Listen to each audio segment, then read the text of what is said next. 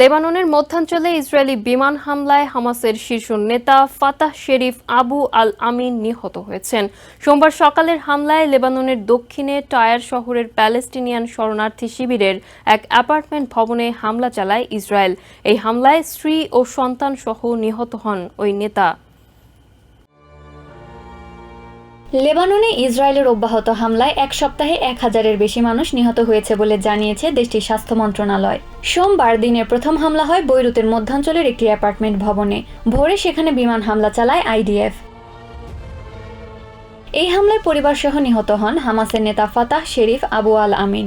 এই হামলায় প্যালেস্টিনিয়ান দল the popular front for the liberation of প্যালেস্টাইনের 3 সদস্য নিহত হয়েছে বলেও জানিয়েছে তারা। হিজবুল্লাহকে লক্ষ্য করে ইসরায়েলি হামলা দিন দিন তীব্রতর হচ্ছে।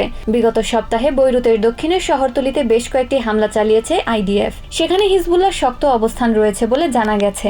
রবিবার পর্যন্ত শহরের কেন্দ্রস্থলে হামলা চালায়নি ইসরায়েলি বাহিনী। শেষ খবর পাওয়া পর্যন্ত হামাস নেতা নিহত হওয়ার ঘটনায় ইসরায়েলি কর্তৃপক্ষের কাছে থেকে কোনো মন্তব্য পাওয়া যায়নি। এদিকে এক বিবৃতিতে হিজবুল্লাহ তাদের শীর্ষ এক নেতা নিহত হওয়ার বিষয়টি জানিয়েছে। শনিবার ইসরায়েলি হামলায় সেন্ট্রাল কাউন্সিলের প্রধান নাবিল কৌক নিহত হন। শুক্রবারের হামলায় নাসারাল্লাহর সাথে কমান্ডার আলী কারাকি নিহত হয় বলে জানিয়েছে গোষ্ঠীটি। ইসরায়েল জানিয়েছে অন্তত 20 জন হিজবুল্লাহ যোদ্ধা নিহত হয়েছে। ইসরায়েল হামলা বাড়ানোর সাথে সাথে হিজবুল্লাহ পাল্টা হামলা বাড়িয়েছে বলে জানিয়েছে আইডিএফ। রবিবারের হামলায় 105 জন নিহত হয়েছে বলে জানিয়েছে লেবাননের স্বাস্থ্য মন্ত্রণালয়। ইসরায়েল জানিয়েছে তারা শুধুমাত্র হিজবুল্লাহ যোদ্ধাদের লক্ষ্য করে হামলা করে, তবে তাদের হামলায় আবাসিক ভবন যেখানে বেসামরিক নাগরিকরা বাস করে ক্ষতিগ্রস্ত হয়েছে। এতে করে নিহতের সংখ্যা বাড়ার আশঙ্কাও জানিয়েছে Israel. Edlin Shreya, TVN 24 news desk.